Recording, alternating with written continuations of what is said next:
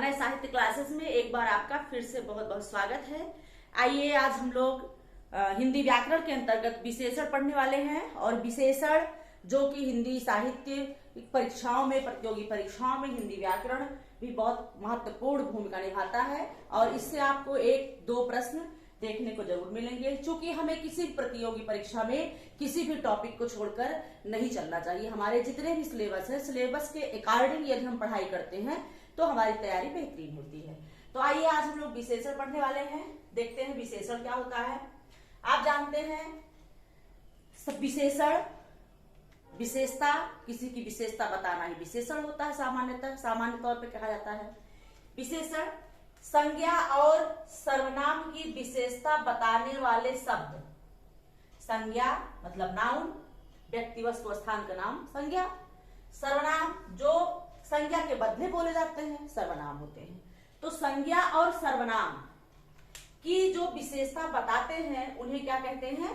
उन्हें कहते हैं विशेषण। क्या कहते हैं? उन्हें विशेषण कहते हैं। जो संज्ञा और सर्वनाम की विशेषता बताए उसे क्या कहा जाता है? विशेषण कहा जाता है।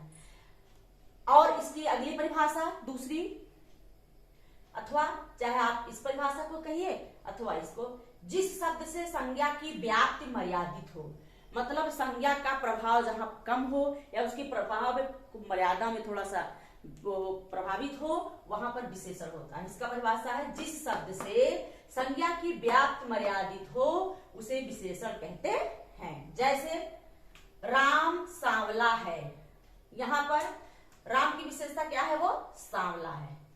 विशेषण हो गया, राम की विशेषता बताने लगा, मर्यादित हो गई।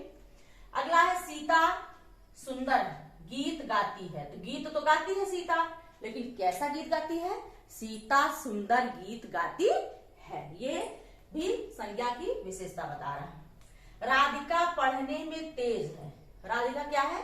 यहाँ पर तेज जो है ये विशेषता हो गई, राधिका के पढ़ने की विशेषता बता रहा है।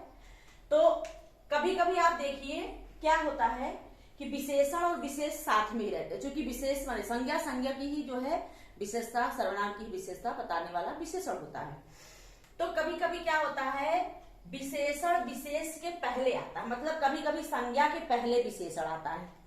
तो वैसे कैसा शब्द बनेगा? जैसे राकेश चंचल बालक है, यहाँ पर बालक के पहले क्या आ गया? चंचलता। राकेश बालक की चंचल विशेषता क्या है? वो चंचल है। अगला उदाहरण है सीमा सुंदर लड़की है। यहाँ लड़की की विशेषता क्या है? सुंदर। तो यहाँ पर विशेष के पहले विशेषता आ गई। और कभी कभी क्या होता है, कभी कभी विशेष के बाद विशेषण आता है। विशेष मतलब संज्ञा के बाद क्या आता है? विशेषण। जैसे राधा सुंदर है, यहाँ राधा की विशेषता क्या है? सुंदर है। यहाँ पर संज्ञा है, विशेष क्या है? ये विशेष है और ये क्या है? ये विशेषण है, मतलब विशेषण।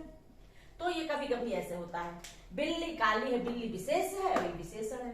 तो ऐसे शब्द जब आते हैं तो उन्हें क्या कहते हैं? जब विशेषण पहले आएगा, विशेष बाद में आएगा, तो उसे कहते हैं विशेष विशेषण। उसे क्या कहते हैं? विशेष विशेषण। जब विशेषण पहले आए और विशेष बाद में आए। जैसे मोहन गोरा लड़का है, यहाँ पर लड़का विशेष है, गोरा विशेषण है, तो इसे क्या कहते हैं? विशेष विशेषण। और जब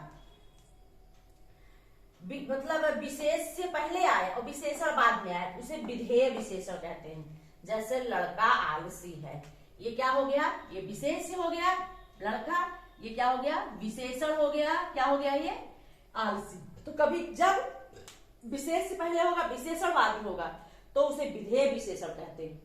घोड़ा काला है, घोड़ा विशेष है, काला विशेषण है।